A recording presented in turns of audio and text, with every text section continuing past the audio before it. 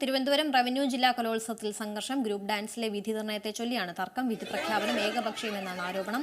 Neyyattinkara boys സ്കൂളിലെ വേദിയിലാണ് തർക്കമുണ്ടായത്.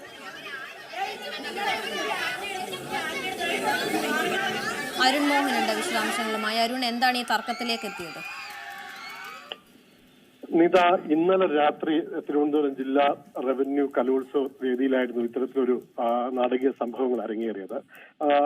ഒന്നാം വേദിയായ ബോയ്സ് ഹൈസ്കൂളിലെ ഒന്നാം വേദിയായ ഗ്രൂപ്പ് ഡാൻസ് നടക്കുകയായിരുന്നു. തുടർന്ന് വിധികർത്താവ് ഈ പറയുന്ന ഒന്നാം സ്ഥാനം അർഹരായവരെ പ്രഖ്യാപിക്കുകയായിരുന്നു. കാർമൽ സ്കൂളിലെ പങ്കെടുത്ത അവർക്ക് ഗ്രൂപ്പ് ഡാൻസിൽ ജില്ലയിൽ മത്സരിക്കാമെന്നായിരുന്നു സ്റ്റേജിൽ വിധികർത്താവ് പ്രഖ്യാപിച്ചത്.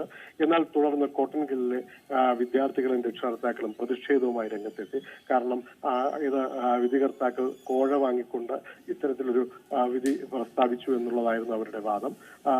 ആരോപണത്തിൽ ഉറച്ചു നിന്നു. തുടർന്ന് ഇതൊരു സംഘർഷാവസ്ഥയിലേക്ക് എത്തുകയായിരുന്നു.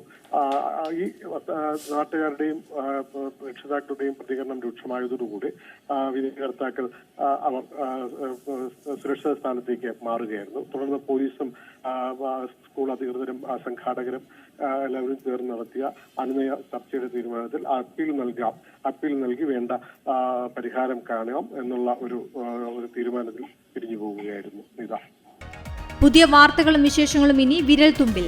എല്ലാ ഡിജിറ്റൽ പ്ലാറ്റ്ഫോമുകളിലും ഇപ്പോൾ സീ മലയാളം ന്യൂസ് ലഭ്യം.